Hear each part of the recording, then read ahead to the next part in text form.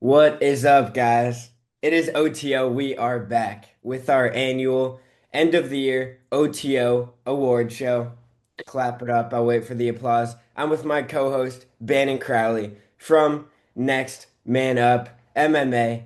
And as you guys know, we do this every single year. We go over our best, the fights of the year, the knockouts of the year, and most importantly, the OTO award of the year.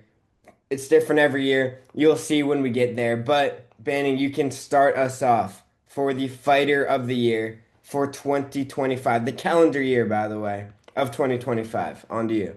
Can I stop clapping now? You can keep clapping, but you can also continue talking. Okay, my hands are getting kind of tired though. That's okay. That's up to you. Okay, I'll just do it under the table. Okay, now no one will be able to see. So the fighter of the year in 2025 was a bit interesting. We got five guys on here who won championship fights, went out there, had some banger fights. But the five guys that we decided to settle on were Piotr Jan, who obviously a fantastic performance against Marab, Yuri Prohaska, who we'll talk about later, who has two fight of the year candidates, an absolute dog this year. Islam Makhachev went up, won a second belt. Joshua Van, who had one of the best breakout years, which we'll also be talking about later, and also the guy who went out there and had four title defenses in Merab Dvalishvili. Overall, when we were looking at a lot of these different guys, we decided to settle on Merab, who did lose his last fight. I think he was the clear-cut favorite going into that, to be the fighter of the year, going up against Jan. And I still think, in my opinion, why we decided to pick on him is because he still went out there and defended the belt four times, had three great performances before that. And that loss, yes, if he fought maybe two times this year, kind of disqualifies him. But defending the belt four times and only losing once later in the year against Jan when Jan had one of the best performances we've ever seen, I don't think knocks him off too low. And I think if Joshua Van went out there and had a full fight against Pantoja, yes, he won the belt due to the injury, but I think that would have changed it. But I think we still lean with Marab here. Yeah, I completely agree. And when you look at MMA, it's different from other sports. If Indiana goes out there and they win the Natty, they won the Natty. That's one game, but you have to value activity in MMA.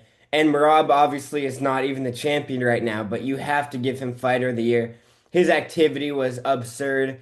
And did it contribute to his loss? Maybe, but you have to reward that. Sure, Islam went out there as like one of the top pound for pound guys. You might notice Ilya was not even one of our options out there. But these guys at the top of the game, if you're only going to have one big fight a year, sorry, beating Renato Moicano, that doesn't exactly do it for you. That won't cross the line. So Merab, I think, is the obvious favorite for fighter of the year. But something not so obvious, the next man up of the year. This is our award, named after Banning and his show itself, Next Man Up, is not only our prospect of the year, but and not just the next man that you're going to see at the top of the rankings, the top of the division, holding that belt. It's we look at guys that are not even ranked, maybe at the bottom of the rankings, and guys that you're going to see when we do the show next year. We've had guys in this category like Diego Lopez. They always seem to pan out well. So, drum roll, please. You can stop clapping if you can do a drum roll now under the Oh, table. yeah. But we have Lonair Kavanaugh, the flyweight. He's had a ton of success. We have Baisinger Susurkayev. He's a guy, I think he fought twice within a week. He's a dog. A lot of great success coming his way. We have a Teba Gautier. He's been getting a lot of love recently. He's the middleweight Ngannou, they call him. Very talented guy. Kevin Vallejos, super athletic featherweight, very powerful striking, and Jacoby Smith. Some say a mix between DC and John Jones, but you can stop your drum roll now, please. The winner is Jacoby Smith for the next man up. He was on the Contender Series last year, and he blew, I believe, both of us away of just how good he was in every part of the game. He looks like a guy that grew up watching MMA. He has a collegiate wrestling background, and when he goes in that octagon, he does very high level wrestling moves and takedowns. And he's very talented in different aspects, but you can tell that he's not just a wrestler like Bo Nickel, who kind of struggles with the striking. He's very well rounded, and I think he is on the older end, but I think he could very well be moving up the division, winning his next few fights throughout 2026. So it's a good name to watch out for. Yeah, and like you said before, I mean, our past two winners in this award, 2023, we gave it to Diego Lopez. We believed in him a lot. At the end of 23, he wasn't ranked. By the end of 24, going up and getting a championship fight against Volk. In last year, 2024, we gave it to Jean Silva, who, as we know, continued to progress, wasn't ranked when we gave it to him as well, and now is one of the top guys in the rankings. Jacoby Smith, like you said, I mean, a fantastic wrestler, but also when you look at what he's been able to do, he has 8 wins out of his 11 wins so far in his perfect career by knockout. This is a guy that can wrestle. Like we said, Bo Nickel, a great wrestler, a great collegiate guy, but doesn't really have the striking that a guy in Jacoby Smith has right here that we've seen so far. In his last two fights, which he fought twice this year, he was fantastic. One win in the first round by knockout, a win in the second round with a rear naked choke. So he has it all. I mean, this is a guy that we both believe in at only 29 years old, still pretty young, and I think he could end up in the rankings next year if he plays his cards right, potentially winning a fight in February. So Yeah. next, oh, Mhm. unless you had No, you're anything else on good. him. You're good. Next up, we had the fight of the year in the Big 25. There were some fantastic fights, a few guys we've already named so far. And we'll just start it off right away. Yuri Prohaska has two fights this year that we really wanted to highlight. One against Khalil Roundtree at UFC 320, and also one in at UFC 311 against Jamal Hill. And both of those fights were fantastic. That's a main reason, kind of why we had him in our fighter of the year conversation as well. And then Joshua Van versus Royval as well at UFC 317. JDM versus Bilal Muhammad at 315. Another banger. And then I'll let you take the last one. Don't want to mispronounce any names here. Pretty hard to pronounce, but Ebo versus Iwo was Hmm. a banger of a prelim fight on UFC 323. And there is a common theme where we like brawls. You can tell with all these fights, it's bloody knockouts, good brawls throughout the fight. Ebo versus Iwo, I will say, both guys got knocked down like twice within like a 1 minute time span. It ended in a KO.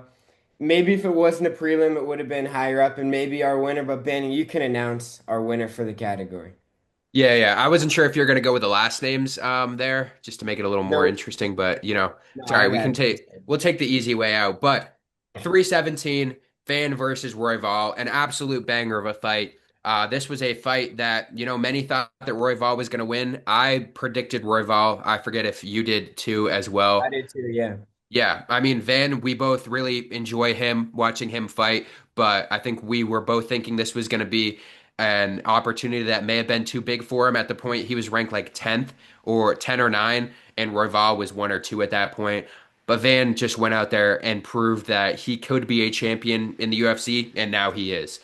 Just a fantastic fight. But one guy that we highlighted in the fighter of the year, who also had two fights of the year, is Yuri Prohaska. I just want to highlight him. Both of those fights were fantastic, and I think he is probably the most underrated fighter of 2025 that probably won't get as much love when we look back in the future, but had a fantastic 2025 when we talk about brawls.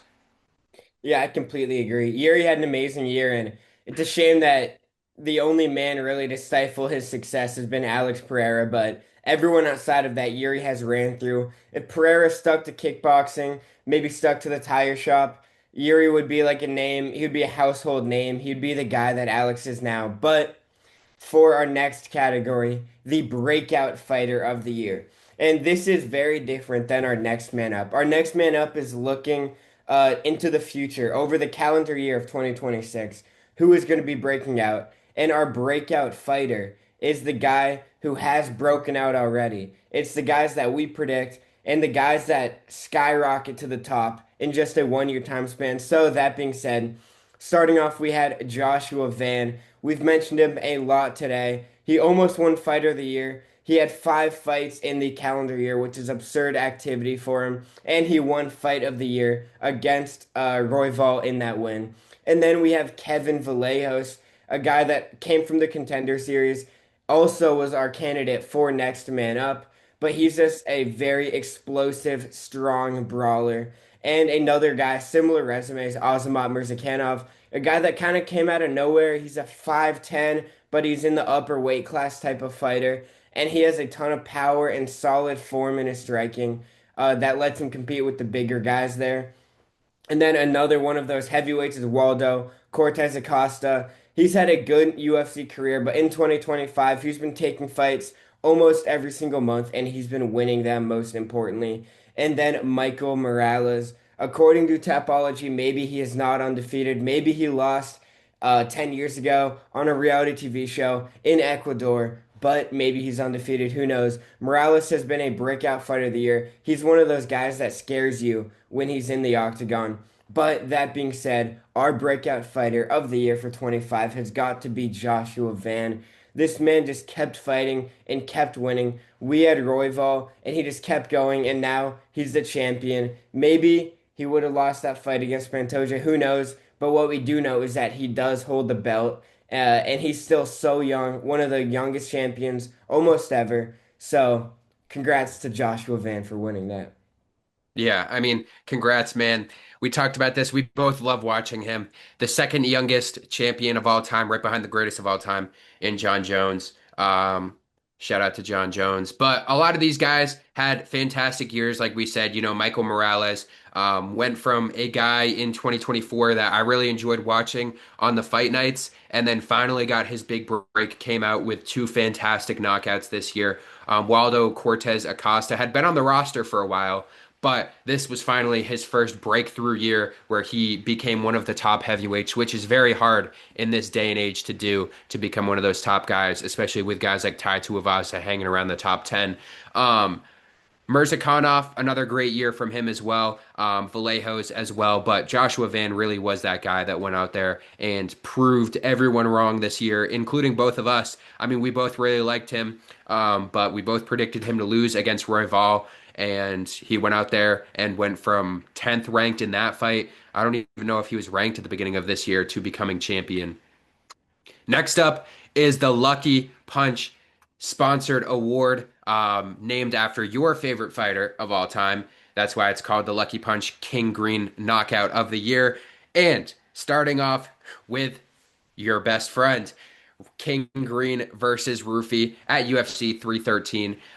We have back-to-back fights on the same card that happened and had the same exact outcome with a spinning elbow in Murphy versus Pico and Prates versus Neal. And then we have Smith versus Kazama at UFC Fight Night, some number or other. And then we have the infamous his parents owned a bakery at UFC 321. All of these fantastic knockouts. But in the end, I think it does have to go to Rufy and your boy King Green, which the award was named after, so we might as well give him the award with his name on it. The King Green Award goes to King Green after that fantastic spinning kick.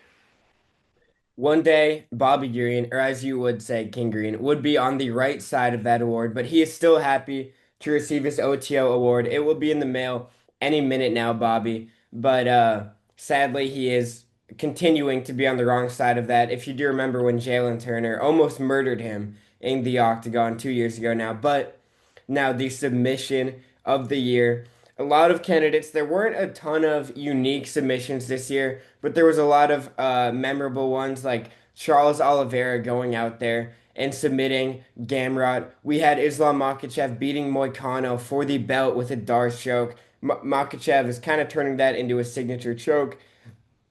We had Merab taking on O'Malley with a north-south choke, solidifying the rivalry and who's the real winner there. And then we had Voltaire Walker with three heel hooks in 2025. He had one against Dontel Mays. Very impressive for Walker. And then we had Gene Silva choking out God's Angel Bryce Mitchell with a ninja choke. There was a lot of bad blood in that fight, and Mitchell came out on the wrong end of it. But a very talented grappler gets choked out by Silva. But for submission, or in this case, submissions of the year, it's going to go to Voltaire Walker. People probably didn't expect for his name to pop up in a OTO 2025 award video, but when you have three heel hooks in those heavier divisions, I think it's remarkable, even just to get one. So we have to throw it out there. Any heavyweight that shows any bit of like skill or that they've practiced any form of MMA before, you really have to like give them their flowers for that. So Valter Walker wins the award for submission of the year. Yeah, I mean, I agree. Like you said, if you're able to do almost anything in this very competitive day and age in the heavyweight division of MMA, you just got to give them their flowers, man. I mean, this is probably how a lot of people felt when John Jones was running the light heavyweight division. It's just so hard to move up because there's so many skilled guys in this heavyweight division. And Walter Walker, um, has just proven that he can be that guy at the heavyweight division and go out there and get those heel hooks and submissions like that 3 times this year. Is just insane. He says what he's going to do and he goes out there and he does it, and you just have to sit there and watch it happen to you. And then next up, the OTO award, which we had, I think, about 100-ish votes on this. You guys were very excited We had for too this many. It award. crashed the servers, so Yeah, they're yeah. not popping up, but thank you guys. Yeah, I don't know if we had a final count, but I think it was around 100-ish, somewhere around there. So we appreciate you guys. But the award that you guys voted for was the worst stoppage. We'll go over three here. It is kind of hard to come up with five. So we came up with three here. Lewis versus Texera and Ige versus Woodson and Tom Aspinall stoppage. You decided to go with the Ige versus Woodson. In my opinion, I think it goes to Tom Aspinall for stopping the fight and virtually ending his own career at this point because he may never fight again. Um, the Ige versus Woodson was definitely a bad stoppage. So officially, we'll send the award to him. I'll send my own little award to Tom Aspinall for what he did.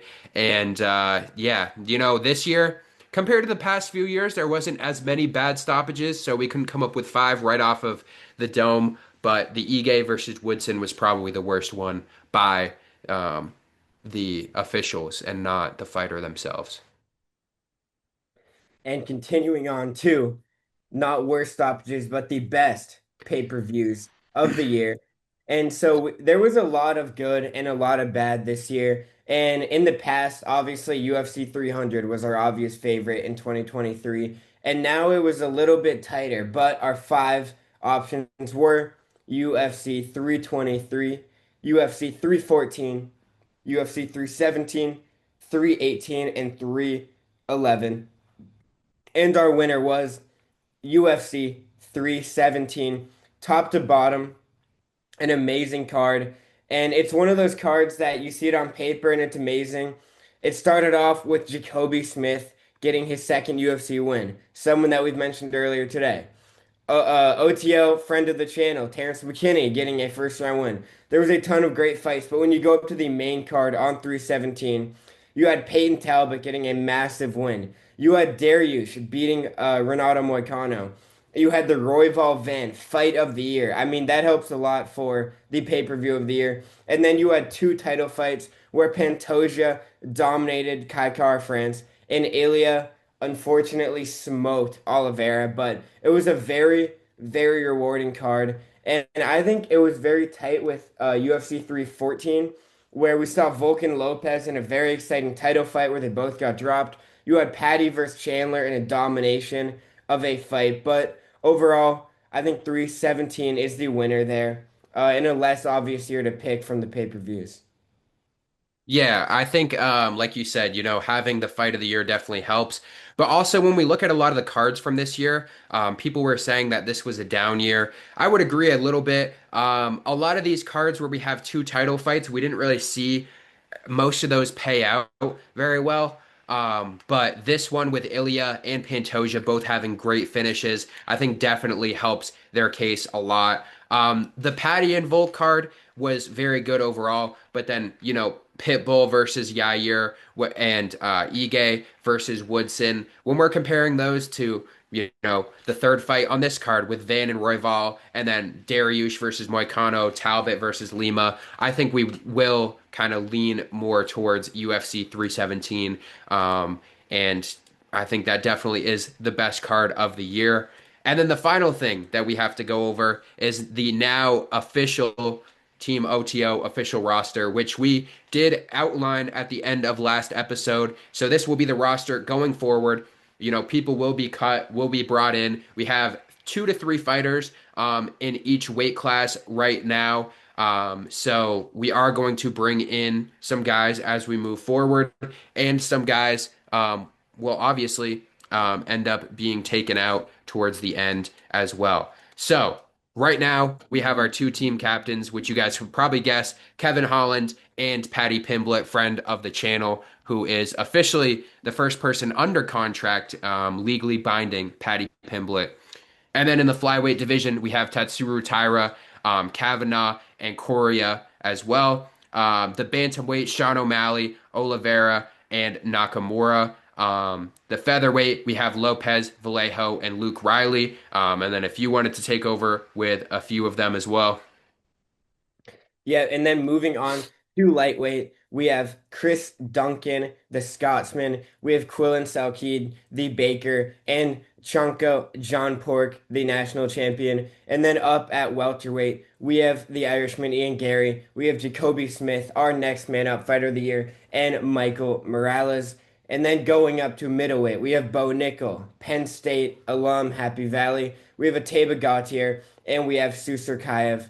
And at lightweight, it does get harder in the higher weight classes, but we did our scouting. We talked to all of our scouts. It was a very long and arduous process, but going up to lightweight with Iwo Baranowski, he had the one of the knockout of the year contenders, and then we have Navajo Sterling from City Kickboxing, and Tai Tuivasa, Voltaire Walker, and Steven Asplund as our heavyweights. And before we get into the best weight class that I will let you take over for, we talked to our board of executives and our scouts for this, and we everyone is on a 1 year contract for now.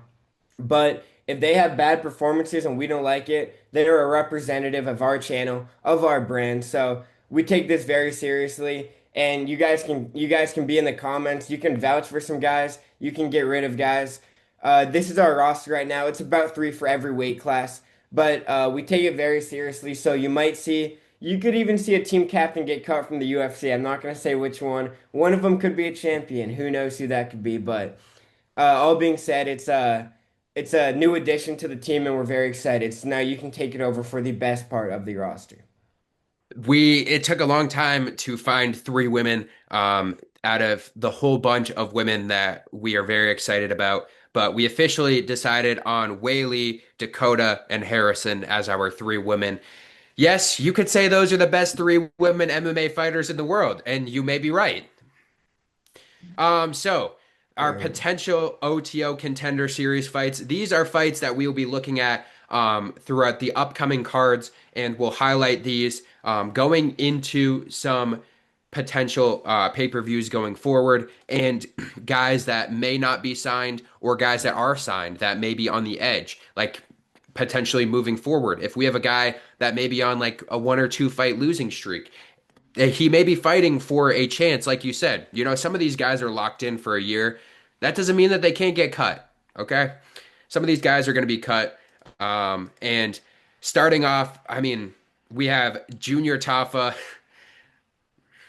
is Was that he's your good. scouts that added him, or was that my scouts? No, no, no. I think for this one we wanted to add him just because, only 2 light heavyweights. Um So we wanted to add him in his fight against Billy Alankana. Not too familiar with him. Did have a big win against Ebo, who we did have as one of the contenders for Next Man Up a while ago, but since then has fallen off a little bit. He'll be back though. But that is the first fight in the contender series. And if Billy can go out there and win, if he can beat Junior Tafa, then he might get signed. with a good enough performance because we do need another light heavyweight. Yeah, and when you go through the OTO roster, this is a massive change to our brand, into our management, where we had talks in person with Patty Pimblett, and we were super excited to start the brand. He actually said on camera that he supports Lucky Punch, so we got him signed on to a 360 deal, so we're very excited about that. But when you see a lot of these guys, some of them are younger, some of them are older. Some are closer to the belt, some are closer to street beefs. So there's a lot to look forward to. Every video you guys can be, if you guys want to see someone, if they have a born performance, you can beg us to cut them. We can talk with their management. Or if there's someone out there you want us to look at for an OTO contender series fight, that is also going to be crucial. So a lot to look forward to. And overall, we're very excited for this huge change to the brand.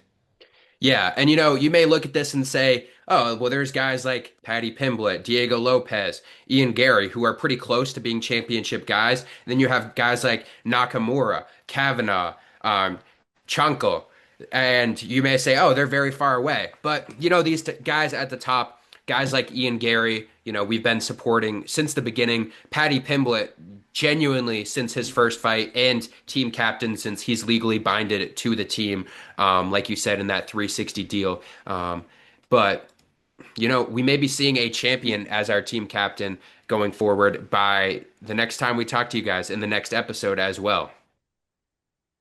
Yes, sir. So I hope you guys enjoy the overall annual tradition of the OTO Awards. It is the most prestigious UFC award right now. Sadly, Dana White was busy. He could not be here for tonight's edition, but this will continue every year. Hopefully, Dana will make it next year. And the fighters as well. Their invites are still in the mail. I think we had Alan Fry. Maybe it was the only response, but he lost Uh, his fight. But that was your scouting department, but so very happy with the annual awards. You guys comment down below how you feel about the annual awards. Anything. You guys stop voting on our awards though. You're overloading our assistants. They can't deal with the overload of voting. So take that out. But thank you guys for watching. We have a lot to look forward to. This is being released in January. 324 is the next UFC fight after our long holiday break. And then we're going to have 325 1 week after that, back-to-back pay-per-views to start the Paramount era. So